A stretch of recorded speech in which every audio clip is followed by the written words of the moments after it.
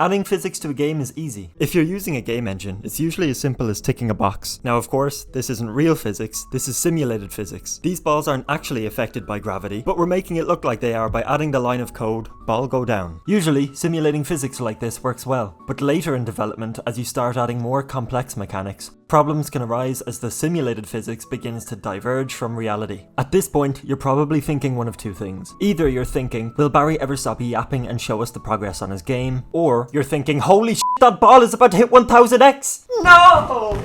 I've made a lot of progress since my last video, which, in case you haven't seen, here's the 10-second recap. I'm creating a game that lets players design and build killing machines, and enter them in cage matches against other players' machines. Think Titanfall meets Banjo-Kazooie nuts and bolts. I made a modular grid-based building system so players can create any shaped vehicle they want, attach wheels and drive around. Boom, you're all caught up. Now let's dive into the progress and the collapse of my physics system. Starting off with the small additions and working up to the big changes, we have this new model for building blocks that I made in Blender, so it looks more like a structural chassis and less like a Minecraft block.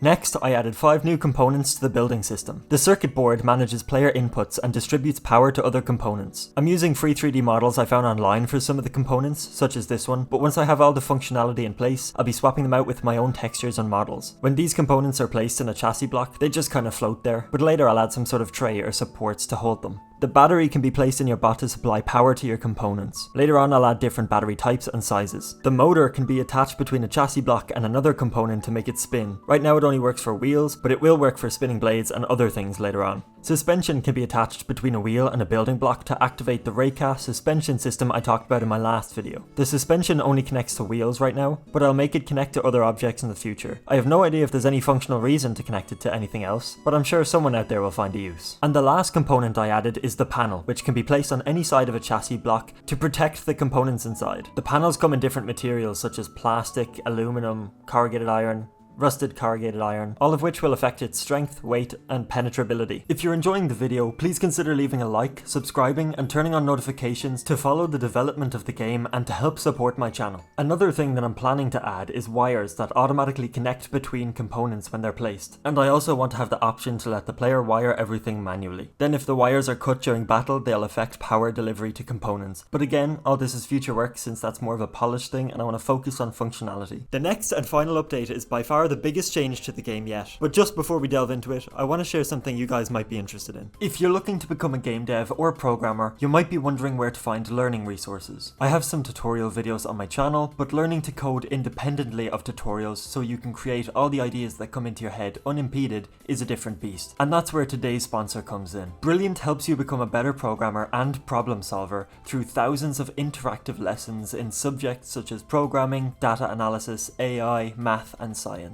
Brilliant's learning app focuses on building your critical thinking and problem solving skills. So you're not just learning by memorizing information, you're actively interacting with visual problems and lessons. The knowledge that you learn and develop here is going to benefit you directly in Godot or Unity or whatever game engine you choose to use. Once you master the foundations such as variables and functions, you can move up to increasingly challenging problems, and you'll be coding independently in no time. Try everything Brilliant has to offer for free for a full 30 days at brilliant.org/Barry's Development Hell. You can also click the link in the description or scan the QR code on screen. And if you decide to commit to learning, you will also get 20% off an annual premium subscription. Thank you Brilliant for sponsoring the video. Now let's get back to the final and big update for today, which is Deformation, not to be confused with the crime. Imagine for a second driving a car and crashing into a wall at full speed. Your car will have crumpled up like a tinfoil ball. Also, you've probably died, but that's not relevant here. This damage has been simulated in games for quite some time, with the most popular example being the GTA series. I don't have GTA installed, so I'm showing Garfield kart footage instead. No mesh deformation in Garfield kart, by the way. A bot battling game is the perfect setting to simulate this damage because the bots will be whacking each other with hammers, spinning blades, etc. The progression of a cage match could be measured and reflected visually by how bent out of shape the bots are. Sounds amazing. So why do none of the bot battling or even vehicle building games on Steam have mesh deformation? Well, in short, it's really hard to implement. In some of the vehicle and bot building games that I've tried, the player is free to change the size, rotation, and scale of the vehicle parts. The reason I went with a strict grid-based building system is because A, it's going to be easier to handle crazy physics stuff, and B, it's the only way I see mesh deformation being possible. If we take a look at a cube in Blender, you can see that it's made up of faces, edges, and vertices. We can deform this cube by moving the vertices, but to simulate damage, like a dent, we need a lot more control. We need more vertices to move. We can add more vertices by subdividing a face, which means splitting one face up into smaller faces. The mesh itself won't change or deform by doing this, but now we have more vertices that we can use to move around and make our dent. So you can see there's a lot going on here, and now we have to replicate all this through code. Now I'm not going to turn this video into a snooze fest by explaining the code, but what's important to know is that in Godot you would usually create an object using a mesh instance, and then you can choose the mesh's shape from a drop down menu, nice and simple. But this way you have no control over the mesh's vertices, so if we want to be able to deform, we have to use something called an array mesh instead. Using an array mesh isn't as simple as choosing a cube in a drop down menu. We have to manually give it vertex positions through code to define each of its faces. And from there, I was able to create an algorithm that recreates those steps we did in Blender to deform the mesh. But the struggle was not over. There's one more key thing we need to make this cube complete, and that's collision. We want to be able to change the shape of the collision to match the shape of the mesh after it deforms. Otherwise, the change will be visual only, meaning that things will still collide with the area that used to have mesh. Just like the mesh, we can't just use a simple collision shape because we want to be able to change its shape during runtime. So instead, I'm using a convex polygon shape, and I'm defining its shape through code using the same data I used to create our array mesh cube. Also, when the mesh deformation algorithm is finished updating the mesh, I added some code to also update the collision shape using the new mesh data. If you're interested in seeing the full implementation of this, as well as the mesh deformation algorithm, I'm going to be going through it in depth on my Patreon and providing project files. If you're interested, link is in the description. The last thing we need is a trigger for our deformation algorithm.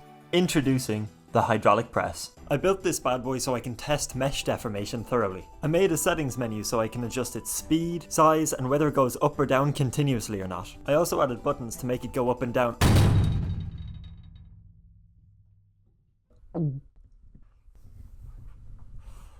That was a close one. Now, as far as I'm aware, there's no way to detect what vertices the hydraulic press hit alone, so I added this area 3D to the bottom of it and rigged it up so when an object enters its bounds, it triggers the mesh deformation algorithm on that object and passes in all the vertices within its bounds. So now, when we activate the press with our array mesh underneath, boom! We have mesh deformation localized to whichever part of the cube was hit. After explaining all this, you can see why games that let players rotate, move, and scale parts of their vehicles exactly how they want don't have mesh deformation. With this grid-based building system, I currently only have to worry about deforming cubes of a certain size. And that brings us to the current state of the game, where combining the new mesh and collision with the suspension-based car has had some interesting complications. Up next on the agenda is to fix the busted physics system, and then add some weapon components to see how they interact with the mesh deformation. If there is any functionality or components that you would like to be added, please let me know in the comments. I would love this game to be a communal collection of everyone's ideas, so be sure to throw them down there. Something I actually did see in a comment on my last video is that there's already an old Xbox game called Scrap Metal, which was originally my title for this game, so I'm gonna have to think of a new name. If you have any good name ideas, please also leave those in the comments. I mentioned earlier that I was gonna throw the mesh deformation code and project files up on my Patreon. I'm also gonna be throwing up the suspension system I made for the wheels, and the physics-based Plinko game that I made for the start of this video. I made it in a day just for fun, but I've actually found it very useful for making decisions. Yes! That's everything. Be sure to like the video if you enjoyed, and be sure to subscribe and turn on notifications to follow along with the development of the game. Thanks for watching, have a good one.